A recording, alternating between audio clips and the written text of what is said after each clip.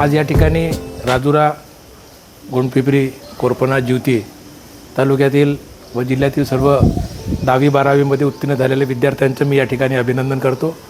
आदर्श शिक्षण प्रसारक मंडळ अंतर्गत गोंडपिंपरी, राजुरा, ज्योती, कोरपणा या सगळ्या ग्रामीण भागातील विद्यार्थ्यांनी, संस्थेच्या शाळेतील विद्यार्थ्यांनी अतिशय चांगला यावर्षी निकाल दिलेला आहे. चांगला शैक्षणिक दर्जा या विद्यार्थ्यांनी गाठलेला आहे.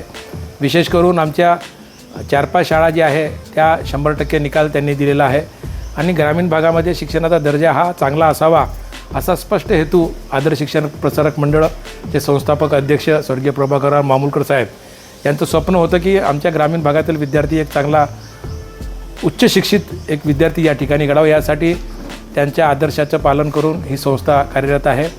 शिवाजी महाविद्यालयाचा ज्युनियर कॉलेजचा देखील रिझल्ट चांगला लागला. आमच्या शिवाजी हायस्कूल राजुऱ्याची विद्यार्थिनी मागच्या वर्षी प्रथम जिल्ह्यातून होती. यावर्षी तिला 3रं स्थान मिळण्याचा आम्हाला मान या ठिकाणी मिळालेला आहे. आणि आदर्श शिक्षण प्रसारक मंडळाने एक नेहमीचं होतं की एक चांगलं दर्जेदार शिक्षण या ठिकाणी दिलं पाहिजे. अलीकडच्या काळामध्ये शिक्षणाचा दर्जा खालावताना आपल्याला दिसत आहे. हे दुःखद बाब आहे. परंतु शिक्षणामध्ये दर्जा गाठला गेला पाहिजे. विद्यार्थ्यांना चांगलं शिक्षण दिलं पाहिजे, तरच हे विद्यार्थी आपल्या पायावर भविष्यामध्ये उभे होऊ शकतील. याचा भान पालकांनी सुद्धा ठेवला पाहिजे. शाळेच्या शिक्षकांनी पण चांगलं शिक्षण देण्याचा प्रयत्न विद्यार्थ्यांना केला पाहिजे. आणि त्याच पद्धतीने शिक्षण विभागाने पण याच्यामध्ये जे काही सुधारणा आहे, जे काही चांगली शाळा आहे, चांगले कॉलेज आहे, यांना प्रोत्साहन दिलं पाहिजे. शिक्षण व्यवस्थेमध्ये जे काही चुकीचं आजकाल आपण पाहतो की अनेक सेंटरमध्ये फार मोठ्या चुकीच्या गोष्टी होत आहेत, त्या देखील थांबवल्या गेल्या पाहिजे. आणि चांगलं दर्जेदार शिक्षण विद्यापीठ असो किंवा बोर्ड असो किंवा संस्था असो आणि शिक्षक या सगळ्यांनी चांगलं शिक्षण देण्याचं काम केलं पाहिजे. त्याच पद्धतीनं जे काही गावाचे ग्रामस्थ आहे, ग्रामपंचायत सरपंच आहे, जे काही सुज्ञ नागरिक आहे, त्यांनी देखील शिक्षणाकडे चांगलं लक्ष दिलं पाहिजे. शिक्षणाशिवाय या देशाला कुठलाही प्रगती साधता येणारा थारा नाही. आणि विशेष करून आमचे जे ग्रामीण भागातील होतकरू गरीब कुटुंबातील विद्यार्थी आहेत, त्यांना शिक्षणाशिवाय कुठलाही पर्याय नाही. म्हणून एक चांगलं शिक्षण देण्याचा प्रयत्न या ठिकाणी केला पाहिजे. आदर्श शिक्षण प्रसारक मंडळ ही सातत्यानं चांगलं शिक्षण देण्याचा प्रयत्न करत आहे. मी सर्व आमच्या शिक्षकांचे आणि सगळ्या कर्मचाऱ्यांचे आणि आमच्या संस्थाचालकाकडून सगळ्यांचे या ठिकाणी मनपूर्वक अभिनंदन करतो. धन्यवाद. सानी, अभिनंदन. नुकताच SSC बोर्ड परीक्षेचा निकाल ऑनलाईन जाहीर झालेला आहे आणि त्यामध्ये तू आमच्या शाळेतून प्रथम क्रमांक पटकावीत यश मिळवलेलं आहे. तुझ्या यशाबद्दल शाळेच्या वतीने तुला खूप खूप शुभेच्छा.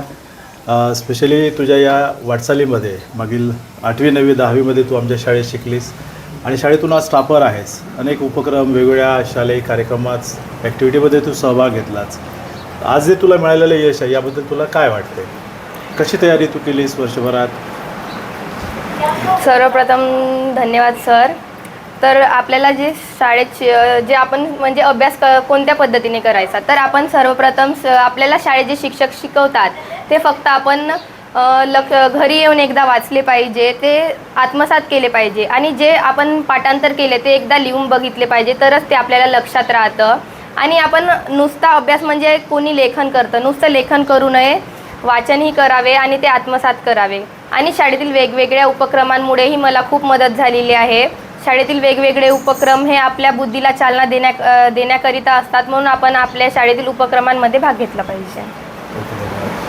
तुला साधारण आपण इंग्रजी, गणित विषय म्हटल्यानंतर आपल्याला थोडेसे कठीण वाटते आहे ना, परंतु या विषयाची तयारी कशी केली पाहिजे? तू कशी वर्षभर या विषयाची तयारी केली? इतर विद्यार्थ्यांसाठी काय सांगशील? गणितसारखा विषय असेल, इंग्रजी असेल, इतर विषय असेल, जर आपल्याला चांगलं यश मिळवायचं असेल तर विद्यार्थ्यांनी काय केलं पाहिजे सुरुवातीपासून? तर इंग्रजी म्हटलं तर पेपरमध्ये ते पॅसेजनुसार टेक्स्च्युअल पॅसेज राहतात तेच लिहायचं राहतात. तर फक्त आपल्याला ग्रामरवर फोकस करायचं असते. रायटिंग स्किल, जर आपली रायटिंग स्किल बेस्ट राहिली तर आपला पेपरही छान जातो आणि आपल्याला इंग्लिशही सोपी जातं. गणित विषयाबद्दल काय? गणित विषय म्हटलं तर कुणालाही हार्ड वाटतं, पण गणित विषयही आपल्याला जर आपण त्याचा योग्य रीतीने अभ्यास केला तर आपल्याला तेही कठीण वाटणार नाही. जसं वर्ग, घन, पाढे राहिले, फॉर्म्युले पाठ राहिले, तेही आपल्याला गणित उदाहरणं सोडवायला सोपे जातात. सानिया, वर्षभर वेगवेगळ्या ॲक्टिव्हिटीमध्ये तू लीड केलीस, छानपैकी नेतृत्व केलेस, प्रत्येक उपक्रमामध्ये तू छान सहभाग घेऊन लीड केलेली आहेस. तर अभ्यासक्रम, एक बंदिस्त अभ्यासक्रमासोबत विद्यार्थ्यांचं व्यक्तिमत्व घडवताना सहशालेय उपक्रम किती महत्त्वाचे वाटतात तुला? विद्यार्थ्यांमध्ये आत्मविश्वास निर्माण करण्यासाठी सहशालेय उपक्रमाचे काय महत्त्व आहे, काय सांगू शकतो? तर आपल्या पाठ्यपुस्तकासोबत आपल्याला उपक्रमामध्येही भाग घ्यावा लागतो. उपक्रमांमध्ये भाग घेतल्याने आपल्याला बोलण्याचं धाडस येतं, बोलण्याची डेअरिंग वाढते आणि वेगवेगळ्या स्पर्धेत भाग घेऊन आपल्याला आपले व्यक्तिमत्वही घडवता येते. राईट. तुझं भविष्यामध्ये काय प्लॅनिंग आहे? माझं आता पुढे सायन्स 11वी-12वी सायन्स घेणार आणि त्याच्या पुढे पुन्हा आपलं काहीतरी करणार. खूप खूप धन्यवाद. आज आमच्या संस्थेचे आदरणीय सचिव जाधव साहेब आणि सर्व आमचे शालेय शिक्षकेतर कर्मचारी तुला शुभेच्छा देण्यासाठी इथे आलेले आहेत. तर तुझ्या पुढच्या वाटचालीसाठी आम्हा सर्वांकडून खूप खूप शुभेच्छा. धन्यवाद. धन्यवाद सर.